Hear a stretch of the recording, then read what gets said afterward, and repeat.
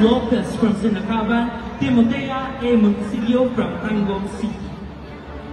We would also like to read a message coming from His Excellency President Ferdinand R. Marcos Jr. Isang mainit na pagbati sa kasandaang kaarawan. Tunay ng kahanga-hanga para sa kahit sino ang pagdiriwang ng kanyang sentenaryo dahil ito ay sumasailalim sa isang buhay na puno ng tagumpay. Maliit man o malaki, mula sa mga pagsubok at kabiguang kalakip nito, ito ang tunay na halaga ng buhay. Ang mabuhay ng puno ng pag-ibig, pagsisikap at katapangan.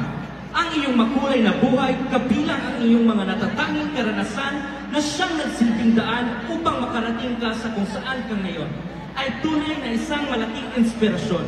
Hindi lamang para sa isang pamilya at mga kaibigan, kundi sa mas maraming pang tao na iyong nakasalamuha, higit pa sa iyong inaakala.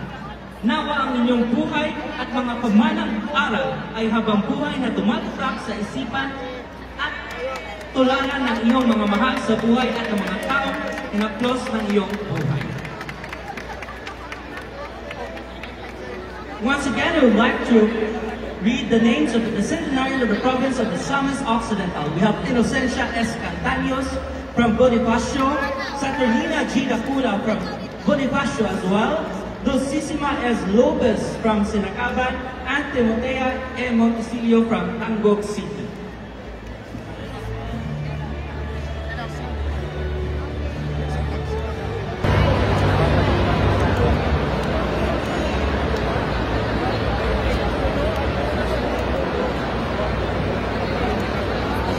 We would like to acknowledge Misamis Occidental. So our centenarians will be receiving 200,000 pesos each. Let's all give our president and our governor a big round of applause.